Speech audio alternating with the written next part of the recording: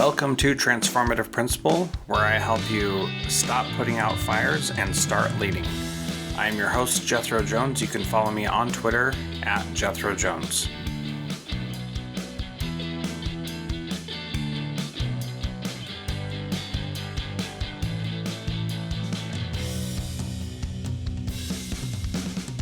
Welcome to Transformative Principal. I'm excited for this conversation today. I've got Brent Zirkel on, and he is the elementary principal at Mary Welsh Elementary in Williamsburg, Iowa.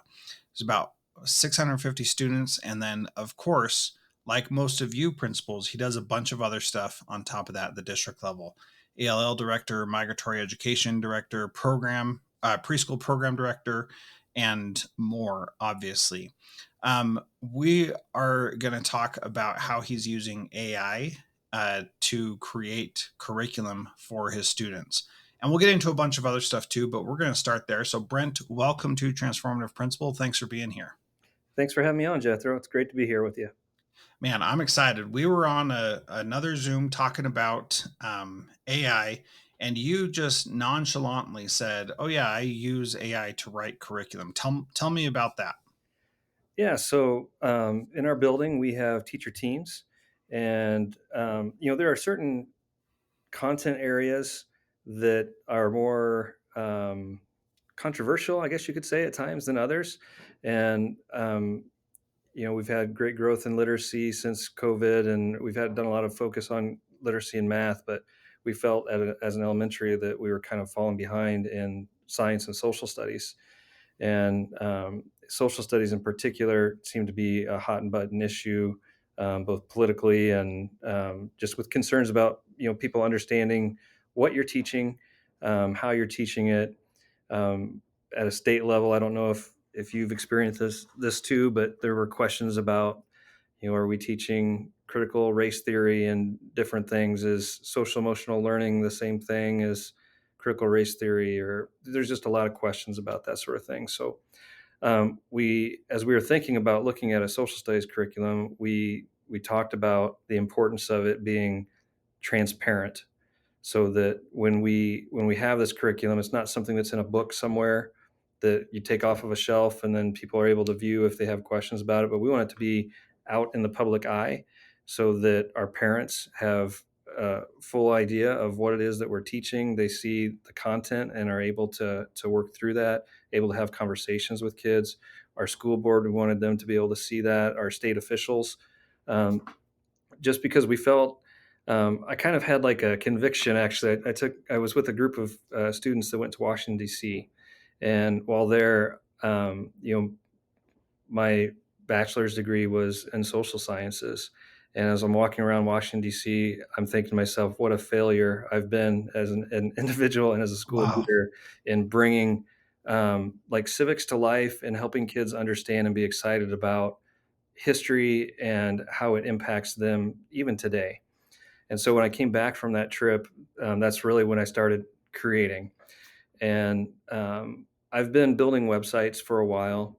As a school teacher, I found that I taught Spanish in high school, and I found that if I could put my Spanish content on a website, then I had greater ability to reach kids. I had greater ability to help them practice at home. And what I loved as a teacher was that it always put my best work out in front of me, so that whenever I came back to it, I had another iteration where I could improve upon it. So I was always improving on my best work. And boy, you get 2 or 3 iterations as an educator, and you've got some really good stuff, in my opinion. Yeah, well, and Brent, I want to just touch on that for a minute too, because that was how I started teaching also. That it's funny because I went at it from a little different way. I hated my students coming up and saying, I was absent, what did I miss? And then me having to like put everything together.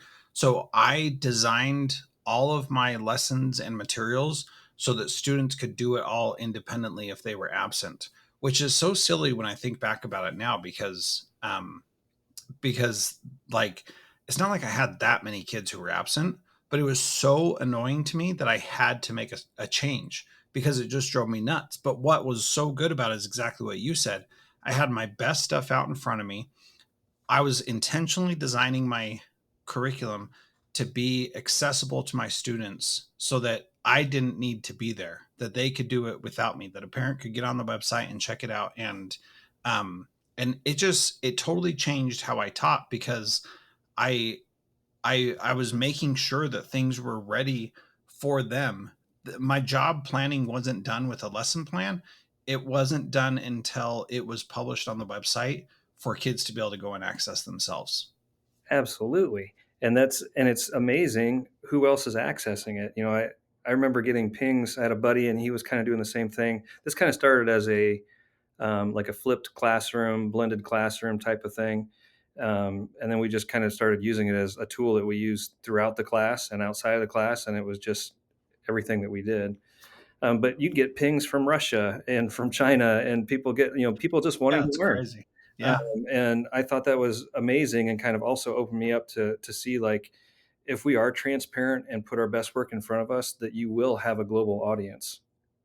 And that's powerful and also meaningful for kids. If they can see that what you're putting out there, that you've got people in Russia that are so interested that they're wanting to learn about it, or from all Hmm. different parts of the world. But Yeah.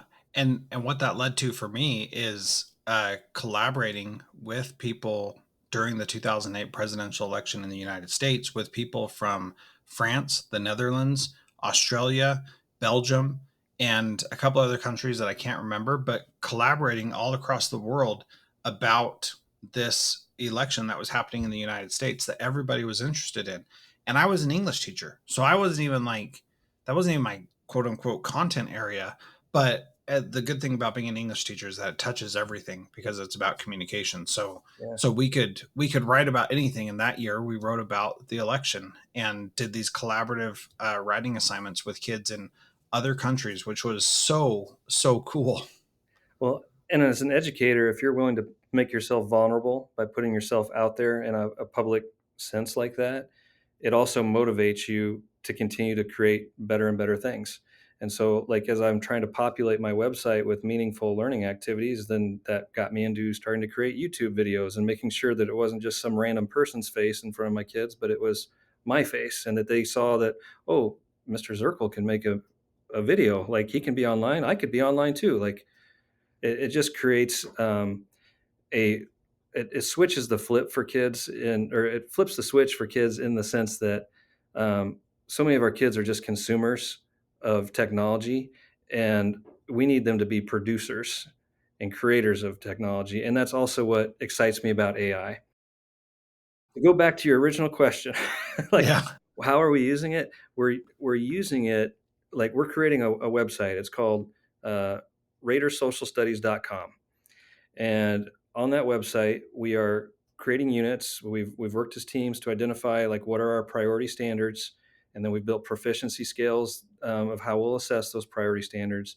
And then we're working to create learning activities that we put on the website for kids. And we use AI to create some of those learning activities. Um, and at different grade levels, it looks very different. I work in a 3-year-old preschool through sixth grade building, and in kindergarten, what they have on their website looks very different than in sixth grade. But it's exciting, like, for me, I know a lot about social studies. It was my background. But sometimes AI makes it easier to organize your thoughts and put it in a consistent, whether it's chronological or thematic or however you want it to do. AI can be assistive in that. We use ChatGPT for that at times. Sometimes it's just to be able to draw out details and then to be able to sift. With AI, I like to think of that 80-20 rule, where, we'll put in our prompts and ask, for information back, but then we're going to take and make sure that 20% of what we're doing is our own work. We're going to edit it. We're going to pare it down. A lot of times what we do is we're changing the Lexile level, so it's accessible at different levels for students. And again, you can use AI for that. Um, One of the things that I'm really proud of here recently is we created a Middle East unit, and geopolitics was one of my favorite things in college, and just makes me understand the world in a different way. And we talked a lot about, we call them bad actors in geopolitics. So you can take different people and look at the choices that they made and the situations they were in and determine whether they're acting in good faith to help improve life for the people they were serving as leaders, or whether they were doing things, to benefit themselves. And so we created an activity of claims and counterclaims using AI. And we used AI to generate a list of 14 different people in the Middle East over the last 25 years. And what were some of the things that could be considered claims that they were bad actors, and then what were things that would be counterclaims that would show good things that they did. So you're showing like a fuller aspect of people in history, so that the kids then are reading through it and they're making the choices of whether they believe someone was a bad actor or not, and then justifying their thoughts behind it. So Mm. it's what I love about it is, just earlier this week, I went into the lunchroom and I was talking with some of our sixth graders, and one of our sixth grade boys at the table called me over and wanted to talk to me about um, Al Assad from Syria. And he wanted me to know that because we made this a few months ago, that now it was outdated and that Yeah. we needed to you know, fix that. And but just to be able to have a conversation with a sixth grader about Syria and Al Assad and some of the decisions that got him, into power, what he did to maintain power, and then now why he's out of power. Like, talk about powerful conversations with kids. Uh, That the kids are not too young for either. oh, That's absolutely not. that's the amazing thing, is that we think we need to put on kid gloves and not talk to them about what's really going on. But the reality is there are kids their age who are living through this, and we have an opportunity to talk about it. And like what I love about this thing that you've created is that it's all accessible for parents to go in and see. And so they can go say, well, I don't agree with this. And then they can say why they don't. But then you also have like, here it all is out there. Like, we're not hiding anything. So you can go see, and you can leave your comments and opinions, and that's totally fine. But at least it's out there, and it's not hidden in a book on a shelf or in some curriculum document that's behind a password. Like, I can go on there and see all these things that you were just talking about and see where they're at and what it all looks like. Well, and just even with the lesson itself, it's all about claims and counterclaims. So it's not like there's a right answer. It's the answer is complex, and so we're getting kids to think at higher levels rather than memorize and regurgitate. And I think that that's what's powerful. And I love this Middle East unit just in that, like our kids today, they weren't alive for 9/11. They they're trying to understand the world that they're living in, and there are so many pieces. We actually start the unit talking about the three religions of the Middle East and just a general overview of what those religions are, their similarities and differences. Then we go into like the creation of the state of Israel and how that came about, and then why there have been difficult feelings on different sides about that. And then that brings us up into more of the modern day. The kids do learn about 9/11. We feel like as a district, that's a really important thing. And that was one of those things from Washington, D.C., that trip where I just felt like there were certain things in history, like the Holocaust, 9/11. Like, I felt ashamed if our kids did not leave our elementary building having some sort of understanding about it. And if we could do it at a deeper level, even better. So yeah, it's kind of a place. It's websites become a storehouse of information that kids can then manipulate. You can have conversations. That whole idea of the shift in Common Core years ago was that we're not getting kids to memorize a certain piece of information. We're getting them to take a stance and then be able to justify through evidence and reasoning why that is a correct stance. And that's the world we live in. Like we're doing that on a daily basis. So I just love how it mimics and creates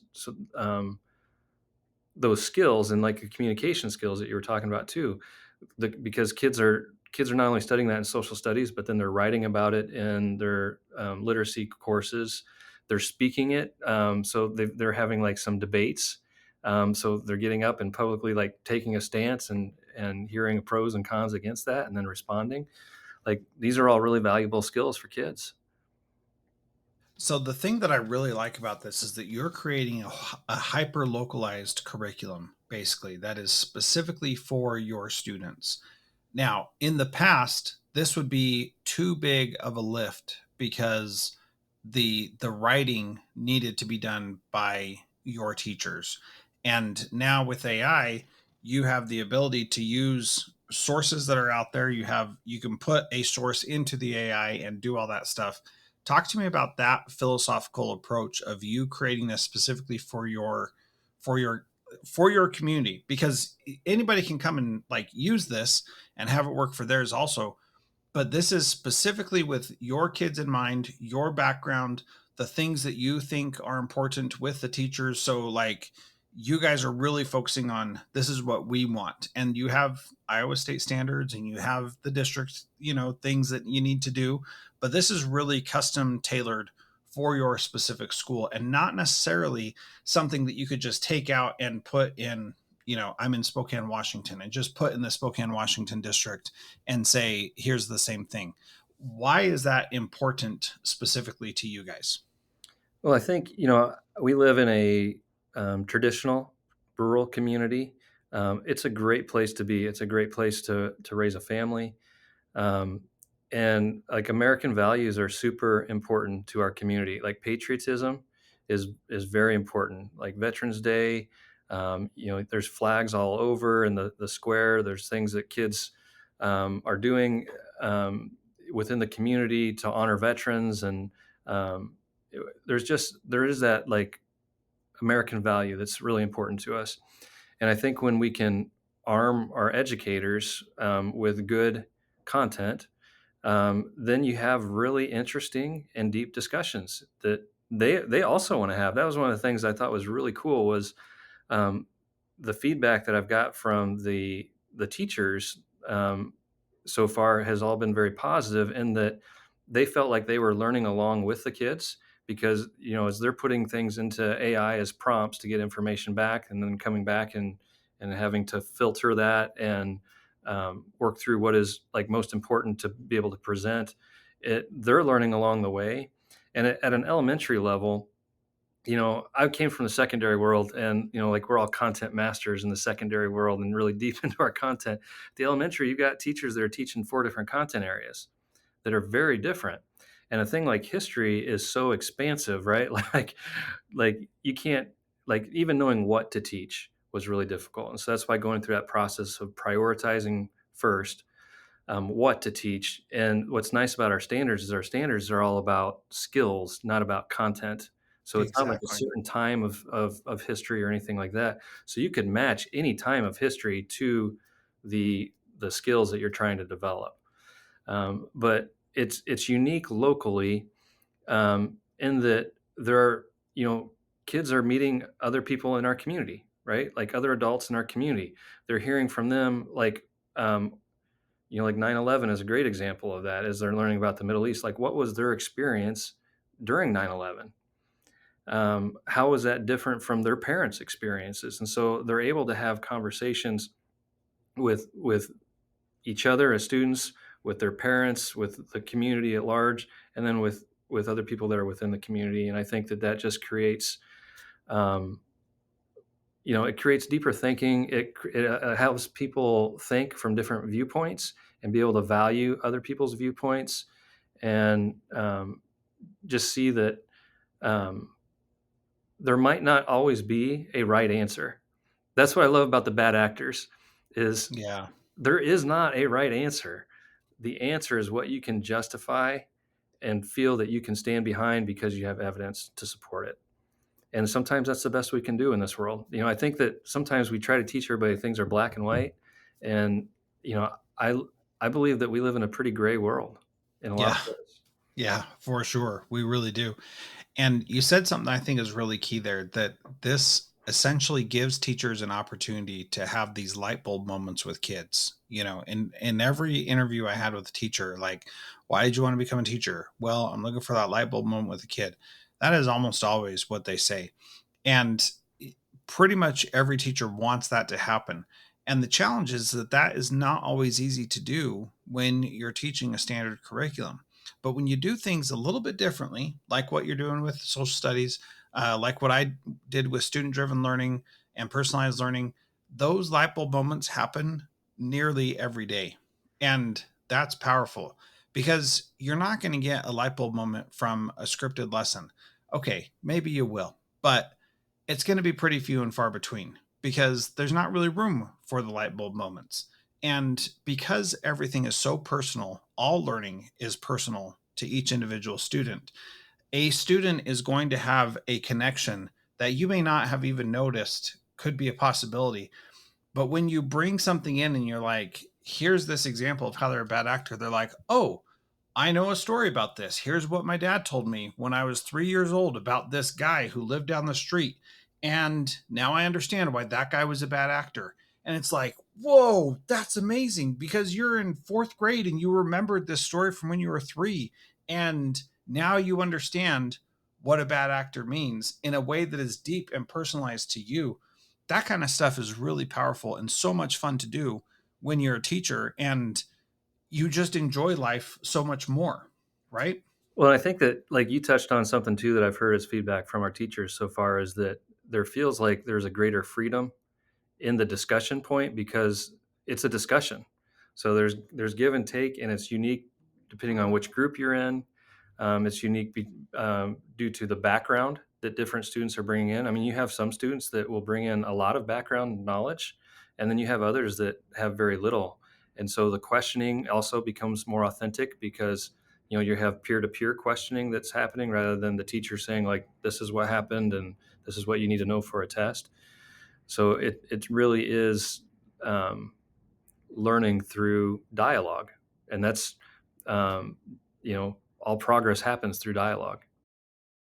So let's get into the nitty gritty of how you're using AI to help you with this because it it is so difficult to write curriculum, and people who love it, like they're just a special breed, right? And to be able to create all of this from scratch is a really big lift. So talk about the specific things that you have used AI for and that you currently use AI for. Like you used AI to create some of these things, and then you use AI through the process with teachers and kids, like as they're teaching it. So talk about those two aspects. And anything else that I didn't ask.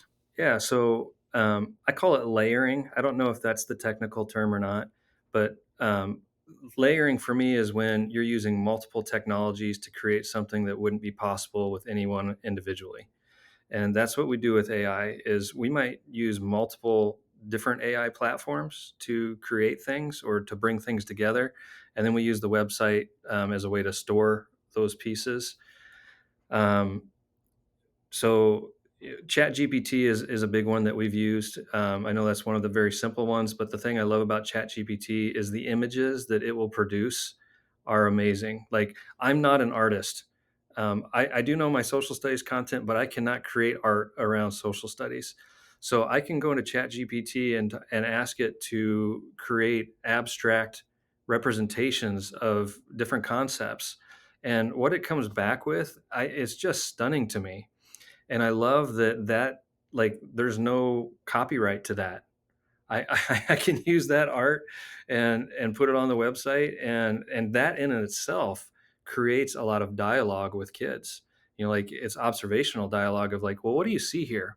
What do you think that means? Why is this image or this symbol in it? So it allows you to draw a lot that way.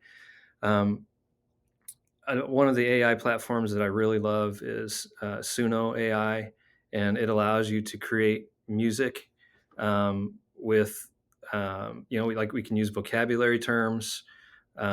We can use a concept and describe the concept, but I love rap. And so I think a lot of our kids do too.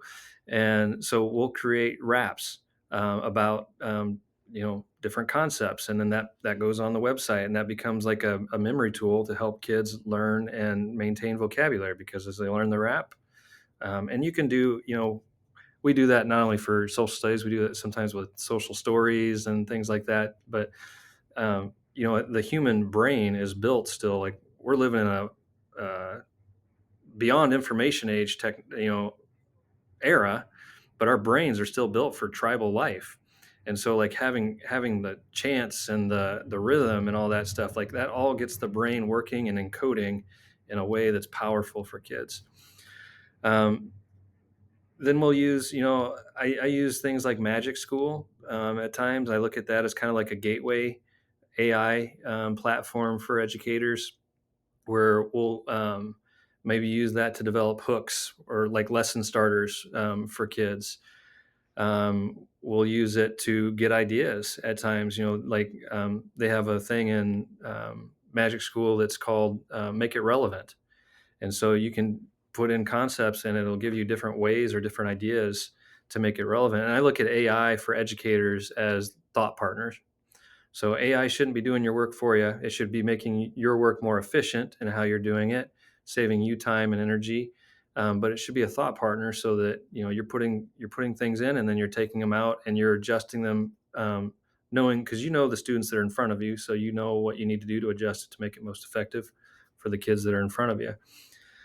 So I do have some people, that think like, oh, I just type something and AI is going to create all this for me, and I'm like, man, that robs you of the experience because the beauty is that when you get to become the creator and you get to do something with it, the AI Yeah. is just organizing all of it. So you got it in front of you, and then you can create from what you have in front of you that way. Yeah. The way that I like to describe that is that the AI becomes the assistant who does the menial work for you. You know, AI is really good at doing anything that you ask it to. It can do it, but it's really hard to get it to do the exact thing that you want it to do. And so I often use several different AI tools to like use one to generate a prompt and another one to implement that prompt, and different things like that, because there are different ways to make it happen that is beneficial, that one AI tool can do better than another. And that's the thing that I love is I can take something from over here, make it work in a way I want it to over on this side, and then I get the thing that I actually wanted out of the project.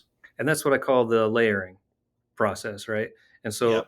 like we use Google Suites in our school, and so a lot of times we'll take the pieces that we've learned or gained from AI, and we'll drop those in a Google Slide, just so that we have something sequential, that's familiar to teachers that they can feel comfortable with.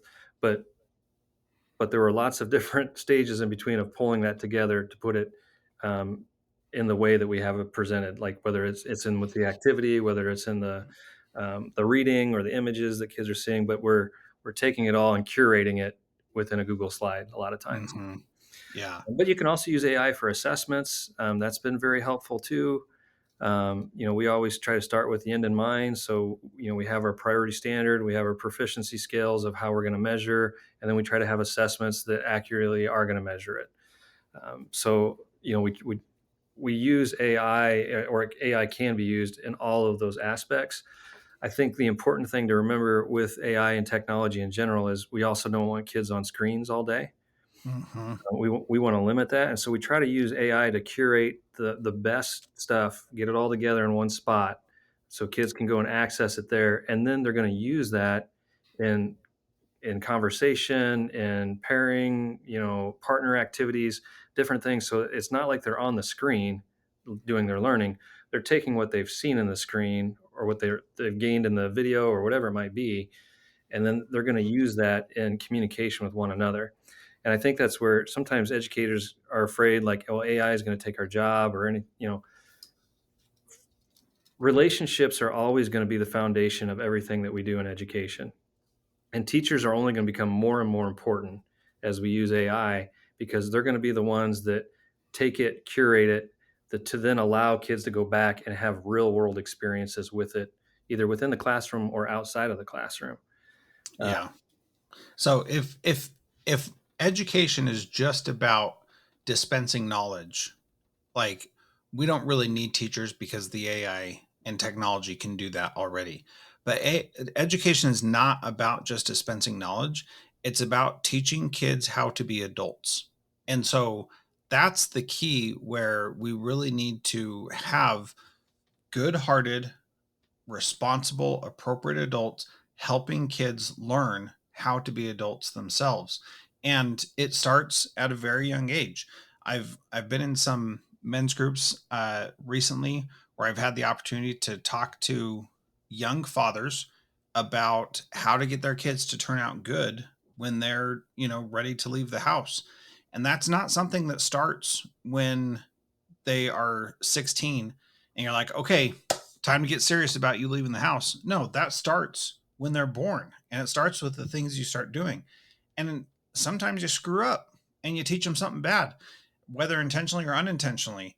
And that sucks, but it happens. And so you've got to constantly be thinking, how do we help them be the kind of adults that we want them to be, who can make good decisions, who can look at a situation and say, for example, here's a bad actor. This person's not acting right, and I need to make sure that I understand that and see that and know that I'm not going to fall into that trap that they're laying for me. Yeah, there's life lessons to be learned along the way with the content and skills that you're developing, right? And that's part of the most fun of it.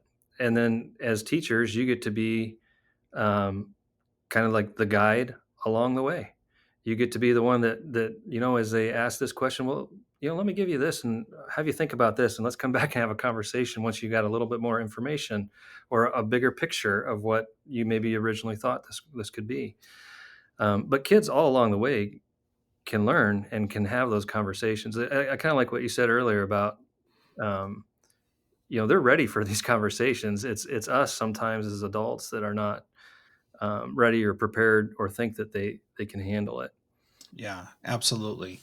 So there's a lot more that we can talk about. We didn't even get to your test kitchen educational foundation that we should have a whole separate episode on because that is so cool. So I'm going to have you come back on the program and talk about that. But my last question is, what is one thing that a principal can do this week to be a transformative principal like you, Brent? Well, that's quite a compliment. I try to be as good as I can be. I grew up with the phrase "good, better, best." Never let it rest till you're good as your better, and your better is your best. So That's awesome. every day, I think about what is the next step that I can take, and I think to be a transformative principal, that's a mindset that you need to have. Is you might not be able to accomplish all of this in the next week, but you can take your first step towards accomplishing it. And the biggest obstacle I think right now, if we're talking about AI in general, is not with kids; it's with adults. Helping adults understand it, helping adults not feel a fear of it, but helping adults see that it's a tool that will help them be more effective eventually. And so, it could be as simple as having a kind challenge with your faculty about usage of it. It could be as simple as modeling and being vulnerable. There have been times where we come into our collaborative meetings and I don't know the answer to something. And so I said, you know what? Let's just see what AI has to say about this. And then we jump in and we do it together. We practice different prompts and then we see what comes back and we move forward from that. So it's an openness to it, and it's working to, you know, so much is coming out so quickly, and you're not going to be able to do everything. But find where your passion is and what you believe could benefit kids, and just take a step in that direction. And that would be my advice. Yeah, that's awesome. And I love that phrase, good, better, best. Never let it rest till your good is better and your better is your best. Did I get that right? Pretty close. Man, all right, I'll That, take it. Good that, enough. that was impressive. Yeah. All right. Well, this was awesome. We're definitely going to have you back. Just a reminder, if you're listening to this and you're interested in AI stuff, I do these AI leader office hours every month on the third Tuesday of the month at 1 p.m. Pacific. That was how Brent and I got connected. He showed up to one of those and we made it happen. So if you want more info about that, go to aileader.info and you can register to be part of that. And that's fun because we just go and nerd out about cool AI stuff that we're trying out. And after Brent showed up there, I was like, well, you got to come on the podcast. We got to talk about this more. So Brent, this was awesome. Is there a way you want people to connect with you or reach out to you? Um, you know, I can be reached at. I don't do a lot of social media as an administrator, just to keep my own sanity. um, Yeah, but you can always reach me at my email. It's just my name, Brent, Brent.Zirkel at gmail.com. And that's my personal email, and I'm happy to reach out. It's been a pleasure to be with you, Jethro. I find you fascinating. I learn every time I'm with you. When I came to the office hours, you shared an AI platform with me that I've already used and have shared with other educators. And so take that first step. It's all right to be vulnerable. We're gonna make mistakes, but we're gonna grow from it, and it's the growth. My motto is progress through struggle. If you run from the struggle, you're never gonna get better. So embrace the struggle and let's move on. man, good stuff. Brent, this was awesome. Thanks so much for being part of Transformative Principal today. My pleasure.